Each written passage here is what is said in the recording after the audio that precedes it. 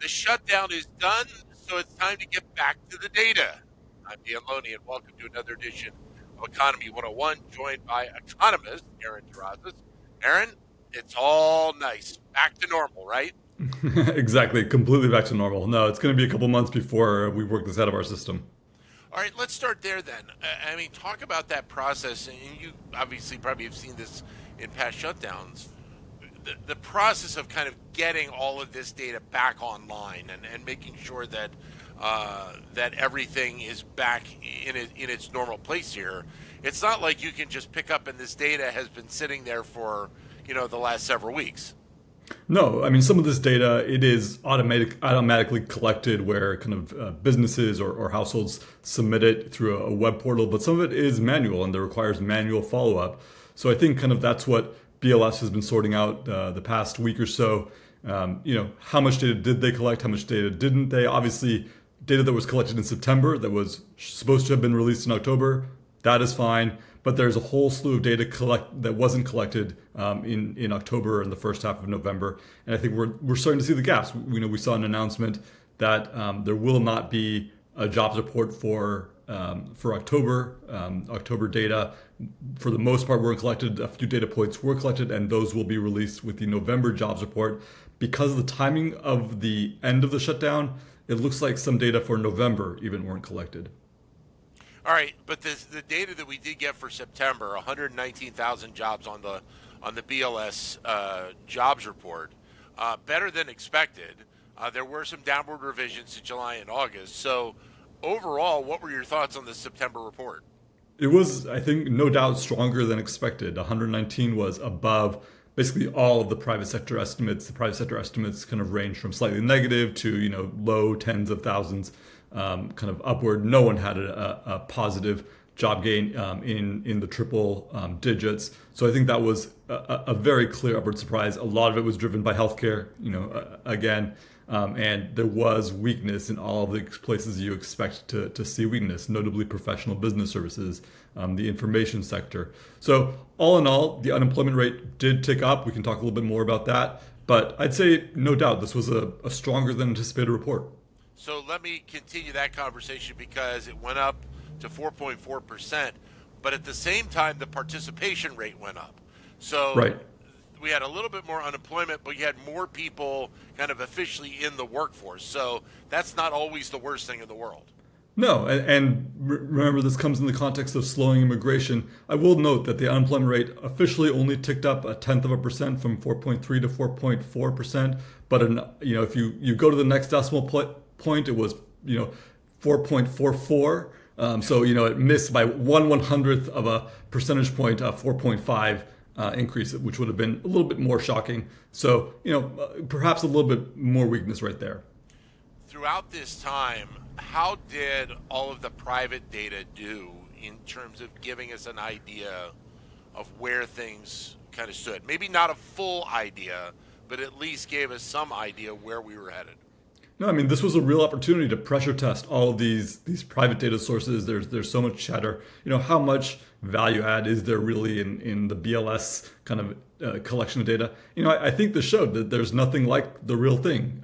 The private data, were a lot more bearish than the official data said, and that's not to say that the official data won't be revised.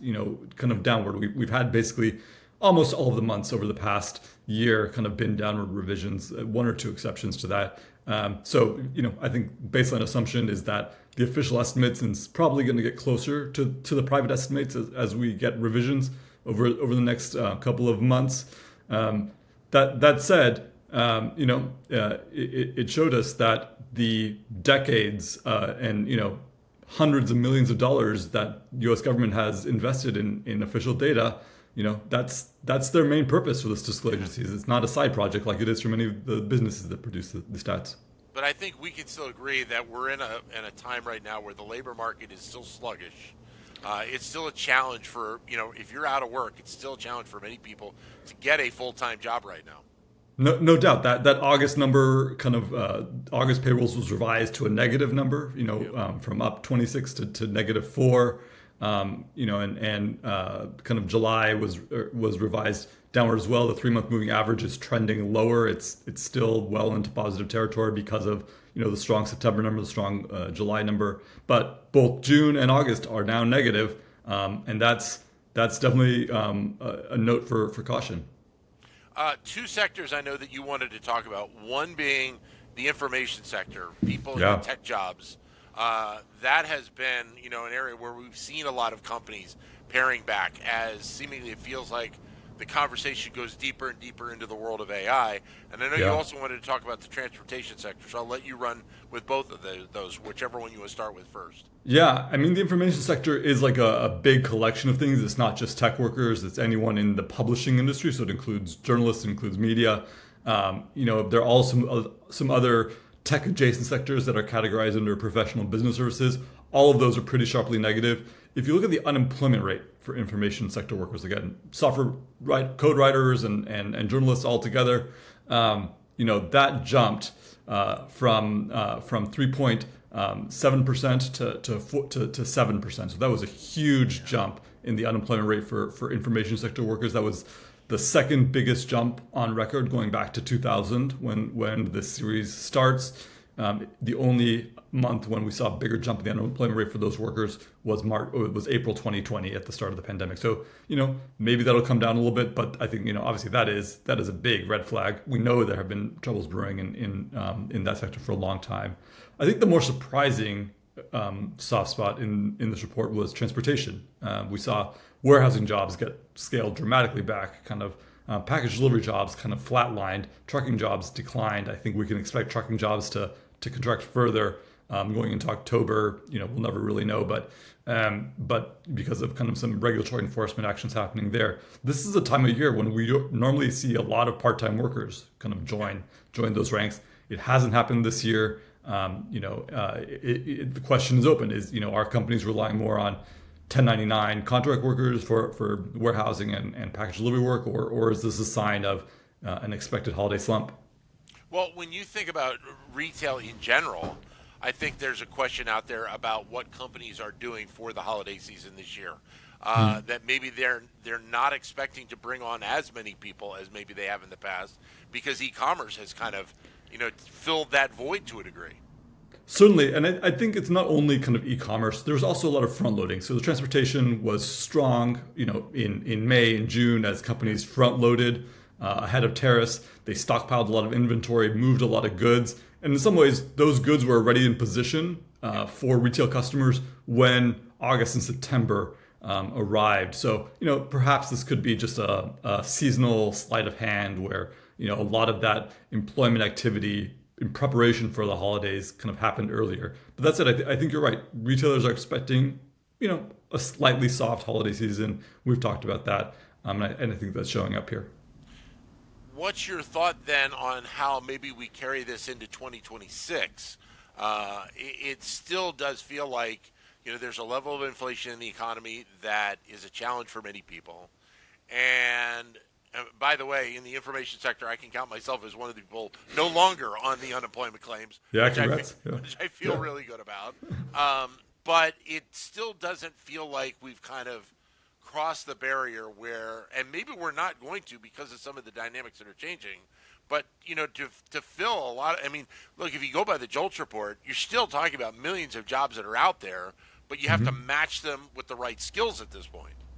Yeah, no, absolutely. It is this kind of constant geographic and skill and sector mismatch. And I think kind of that's one of the challenges in interpreting what's happening with this economy is that there are some sectors that are still struggling to find qualified workers that they need, and other sectors that really have more than enough candidates to fill the open roles that they have. And so, we've talked a lot about this two-track economy, the shifting kind of returns to skill, shifting demand for different types of skill. What does it mean to be skilled? And I think that's all playing out, and that's going to accelerate going into 2026. But when you look at the weekly claims data, and the week-over-week numbers have kind of been in the same ballpark for a good while, but at the continuing number, which is long-term unemployed, that continues to creep a little bit higher and higher, and it's starting to push closer and closer to 2 million, and it hasn't been there in quite some time. Yeah, it is pushing higher. I also worry that continuing claims number in some ways understates the challenge of long-term unemployment because, basically kind of once people hit their unemployment insurance limit, they stop being counted there. They do get counted in the current population survey long-term unemployed number. So that continuing claims number is climbing, and I worry that it's understating the challenges of the long-term unemployed in our economy. So I'll finish on this. How do you think we should view kind of the state of the labor market right now? Yeah, I mean, I think it is clearly slowing. I'm not ready to say yet that it is, broadly outright contracting. I think there are sectors that are contracting. Kind of, we've had this series of rolling sectoral recessions over the past, 2-ish years, but no moment where everything seems to be lining up at the same time. And I think that's part of the challenge, is that, policymakers react to a common contraction across the economy, across geographies, and that's not happening. There are pockets of weakness, but we haven't had a moment where everything is moving downward at the same time. Slower, but not negative, is where my feeling of the economy is right now. All right, Aaron, great to catch up again. Thanks very much. All the best. Likewise, Dan. Thank you, Aaron Terrazas, economist, joining us. And thank you for joining us on this latest edition of Economy 101.